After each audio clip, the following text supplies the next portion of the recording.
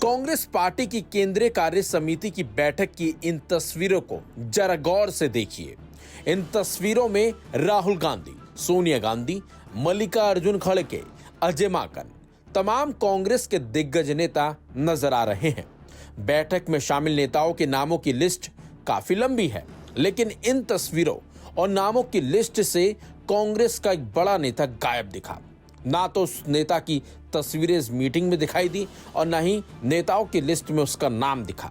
जी हां, हम बात कर रहे हैं प्रियंका गांधी की, जो इस बैठक में नजर ही नहीं आई। दरअसल अहमदाबाद के सरदार वल्लभ भाई पटेल राष्ट्रीय स्मारक में कांग्रेस सीडब्ल्यूसी की बैठक में लोकसभा में विपक्ष के नेता राहुल गांधी, कांग्रेस संसदीय दल की अध्यक्ष सोनिया गांधी और पार्टी अध्यक्ष मल्लिकार्जुन खड़गे तो नजर आए, लेकिन गांधी परिवार की बेटी प्रियंका गांधी वाड्रा इस दौरान गायब दिखी। अब उनकी गैर मौजूदगी ने राजनीतिक हलकों में चर्चा को जन्म दे दिया है। सूत्रों के मुताबिक प्रियंका गांधी एक पारिवारिक सदस्य के इलाज के लिए विदेश यात्रा पर हैं। उनकी इस अनुपस्थिति की जानकारी पहले ही लोकसभा अध्यक्ष और कांग्रेस संसदीय दल को दी जा चुकी थी।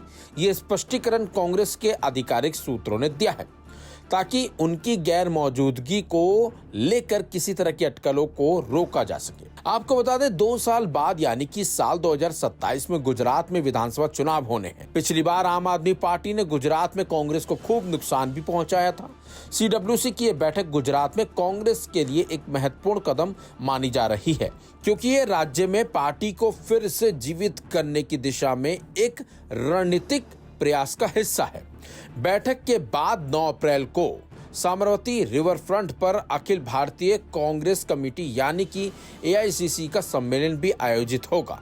यह आयोजन इसलिए भी खास है क्योंकि गुजरात में करीब 6 दशकों बाद एआईसीसी का सत्र हो रहा है। महात्मा गांधी के कांग्रेस अध्यक्ष बनने की 100वीं वर्षगांठ के मौके पर यह आयोजन हो रहा है। वहीं माना जा रहा है कि इस बैठक में राजनीतिक, आर्थिक और सामाजिक मुद्दों पर कई प्रस्ताव पारित होने की उम्मीद है। राहुल गांधी ने हाल ही में गुजरात में पार्टी के ढांचे में बड़े बदलाव की बात भी कही थी, जिसमें उन्होंने राज्य इकाई में बीजेपी के साथ मिलकर काम करने वाले नेताओं को हटाने की जरूरत पर जोर दिया था। लेकिन प्रियंका गांधी की अनुपस्थिति ने उनके बढ़ते राजनीतिक कदम को लेकर चल रही चर्चाओं को और हवा दे दी है।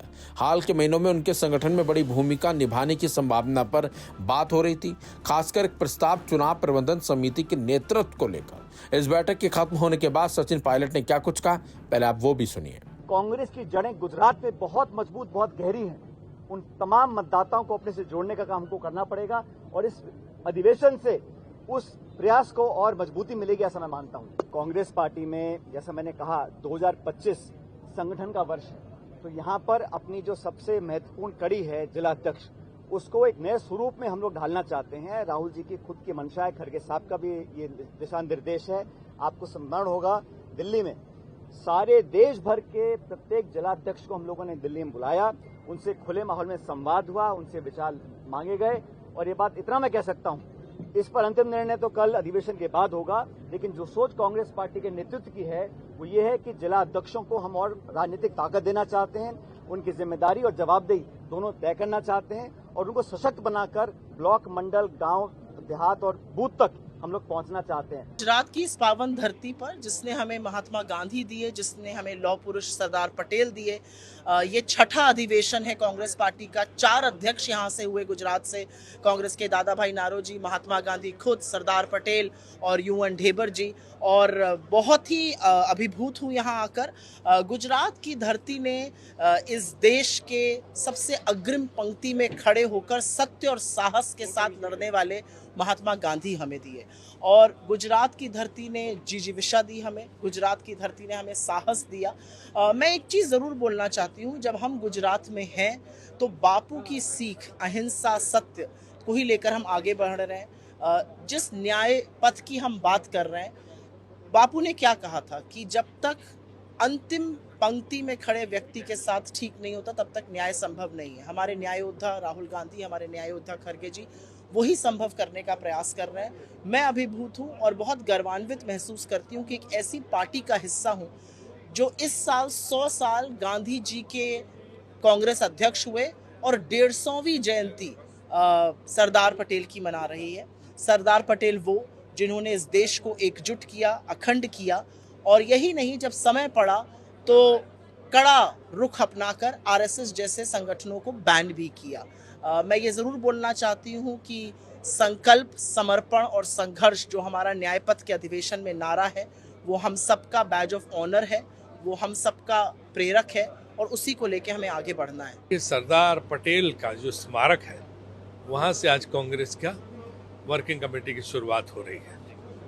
सरदार पटेल भी हमारे थे, गांधी तो हमारे थे ही, तो ये गांधी की भी भूमि है, सरदार पटेल की भी भूमि है, जहाँ से एक नए उत्साह के साथ कांग्रेस पार्टी अपना नया कार्यक्रम शुरू करने जा रही है। यहाँ कैसे अब देश भर में संगठन को मजबूत बनाया जाए, कैसे गुजरात में यहाँ जीत की वापसी हो, इन सारी चीज़ों पर विचार विमर्श होगा। और देश की जो अर्थव्यवस्था, शेयर मार्केट बुरी तरह ध्वस्त है, अर्थव्यवस्था गिर रही है, इन सब चीज़ों को लेके सरकार को चेतावनी दी जाएगी। तो जब देश थोड़ी कठिन परिस्थितियों में था, कांग्रेस ने अधिवेशन किया, नई ऊर्जा दी।